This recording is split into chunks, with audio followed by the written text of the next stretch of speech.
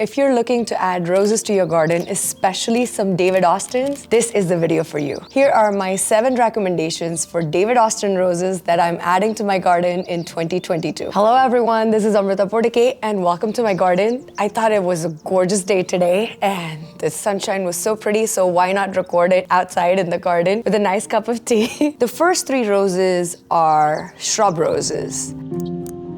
The first one I absolutely am in love with is Eustacia Vye. This is a newer rose by David Austin. It was introduced in the year 2019 and it has the most gorgeous soft apricot pink petals. They are held on red tinged stems. These blooms start as shallow cups opening into beautiful rosettes which reveal petals of a richer hue inside the rose that gradually pale over time. They also have a delicious fruity fragrance. This is a very healthy variety and it makes a strong, vigorous shrub with upright growth. It grows about a medium height, about 4 feet to 3 feet tall.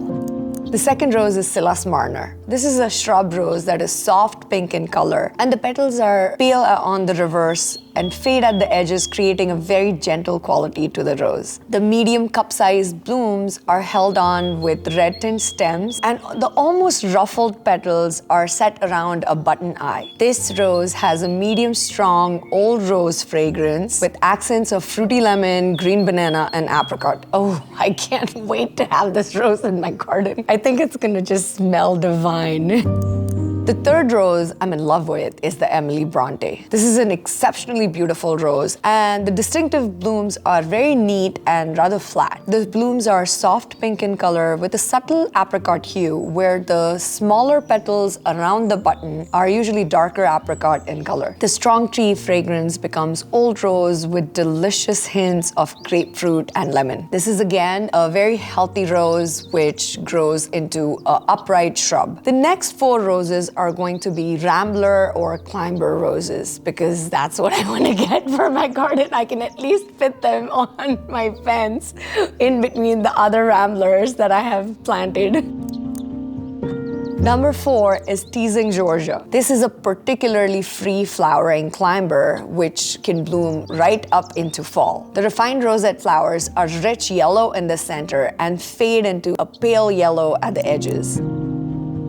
Number 5 is Snow Goose. This rose flowers abundantly throughout the season, producing large clusters of medium-sized roses that are white in color tinged with a little bit of pink. The glossy leaves are held on smooth, easy-to-train stems. This is a quick-growing variety that is particularly vigorous and bushy in growth.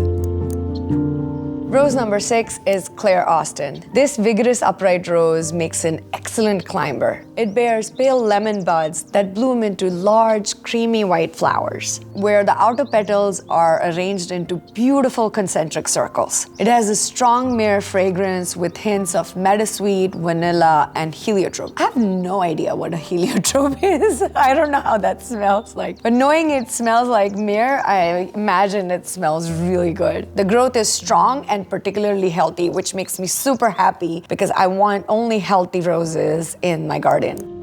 Rose number 7 is Mavern Hills. This is a repeat flowering rambler that bears fully double soft yellow blooms, which are held in medium to large clusters. There is a light musky fragrance and it is very healthy with a strong, slender growth and very few thorns. So which one of these will you plant in your garden? Comment below and let me know. I hope this helped you all. Thank you so much everyone for watching today and have an amazing, amazing day. Bye-bye.